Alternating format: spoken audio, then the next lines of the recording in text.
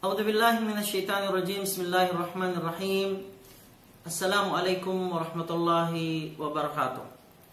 Alhamdulillah kama yanbaghi li jalali wajhik wa azim sultanik. Raditullahi rabba wa bil islami dina wa bi Muhammadin nabiyya wa rasula. Ang pag-aanyaya ni Propeta Abraham. Si Propeta Abraham, alam naman po natin na isa siyang ama ng mananampalataya sapagkat lahat ng karamihan sa mga propeta ay nagmula sa kanyang lahi. Si Propeta Abraham, alam naman natin na ang kanyang tatay ay hindi Muslim. Hindi siya sumasamba sa nag-iisang Diyos. Bagkus sumasamba sa rebulto, nag-aanyaya sa tao na sumamba sa rebulto, nagbibenta ng rebulto at kinakain niya yung kita niya na nagmula sa rebulto. So, si Propeta Abraham ay inaanyayahan niya ang kanyang tatay na sumamba lamang sa nag-iisang Diyos. At ito ay nakatala sa banal na Quran, sa chapter 19, verse 42. Sabi ng Allah sa banal na Quran, "Idh qala Ibrahimu ya abati lima ta'budu ma la yasma wa la yubsir wa la yughni 'anka shay'a." Ito ay halimbawa ng pag-aanyaya niya. Sabi niya, aking mahal na tatay, no? Bakit mo sinasamba ang hindi nakakarinig at hindi nakakakita? At hindi makapagbibigay sa iyo ng kapakinabangan at kapinsalaan. Ya abati inni kad ja'ani minal ilm.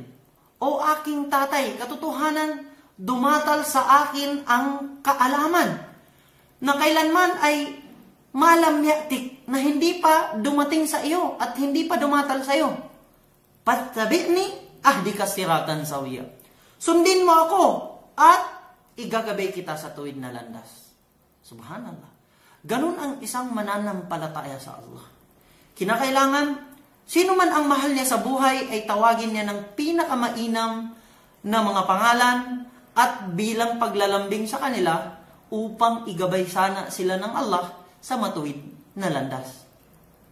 At sabi niya, "Ya abati, la ta'budi syaitan. Inna syaitana kana lirrahmani asiya." Kita niyo? Kasunod nung unang talata ay dumatal sa kanya ang kaalaman na di dumatal sa kanyang tatay. Pagkatapos nung kanyang sinabi, "O aking mahal na tatay, huwag mong sambahin si Satanas." Kasi pag sumamba ka sa maliban sa Allah, nasamba mo si Satanas. Nasamba mo yung mga tao na nag-aanyaya sa landas ni Satanas.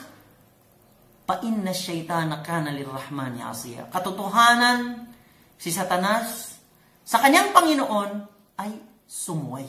Subhanallah. Kaya kinakailangan sa isang Muslim na pagsikapan niya ang kanyang mga kamag-anak, no, na maigabay sila sa tuwid na landas, sapagkat ito ang tuwid na landas ay ang pagsamba lamang sa nag-iisang Diyos.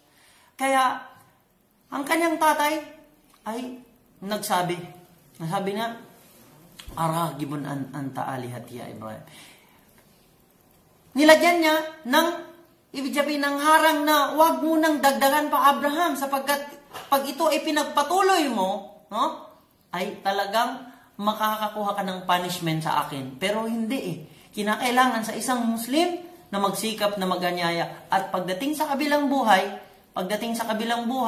yun ang nakakalungkot. Ang kanang tatay ni Propeta Abraham ay mapapaimpero sapagkat hindi niya pinakinggan, sinunod ang kanyang mahal na anak na si Propeta Abraham. So hanggang dito na lang, ang pinakahuli na sasabihin ko ay pagsikapan po nating maiparating ang Islam at gamitin natin ang ating isipan, wag ang ating puso, sapagkat wag hindi mapairal yung mga ating dinadamdam pag ang ating pinag-uusapan ay relihiyon, kasi ito ang way na upang mapunta tayo sa paraiso, na hanapin natin kung sino talaga ang tunay na lumikha sa atin.